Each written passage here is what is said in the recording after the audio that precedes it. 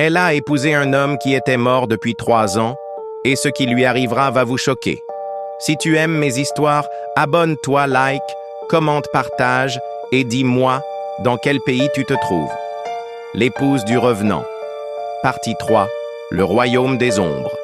Depuis le rituel dans la forêt, Naya ne vivait plus vraiment. Elle errait dans le village, invisible pour certains, effrayante pour d'autres. Les enfants pleuraient en la voyant. Les chiens hurlaient dès qu'elle passait. Elle n'avait plus d'ombre. Elle ne pouvait plus se voir dans les miroirs. Et chaque nuit, dans ses rêves, Cobennan l'appelait depuis un monde où les vivants ne vont jamais. Un monde où les âmes perdues pleurent et saignent. Une nuit, elle rêva d'une forêt plus sombre encore, où les arbres étaient des ossements tordus, où le vent chantait des prières maudites. Là, elle vit Cobennan, agenouillé devant un trône fait de crânes. Autour de lui, les femmes qu'il avait mariées, des dizaines. Leurs visages mutilés, leurs yeux éteints, leur voix résonnait dans sa tête.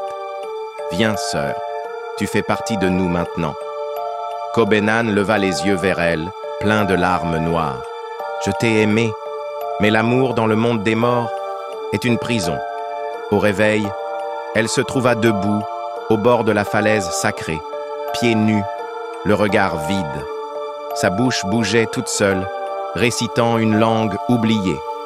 Quelqu'un d'autre parlait à travers elle. La vieille chamane réapparut dans un souffle de feuilles mortes. « Ton âme est contaminée. Il ne reste qu'une solution. Descendre dans le royaume des ombres, y affronter Cobennan et le libérer. Ou bien, il reviendra à chaque lune, t'arracher un morceau de toi. » Au centre du village, dans le cercle interdit, entouré des anciens, Naya s'allongea dans la tombe ouverte. On versa sur elle du sang de chèvre noire, de l'huile rouge et des cendres humaines. La chamane planta une aiguille d'os dans sa poitrine et murmura « Ferme les yeux, meurs un peu, pour revenir entière. » Un choc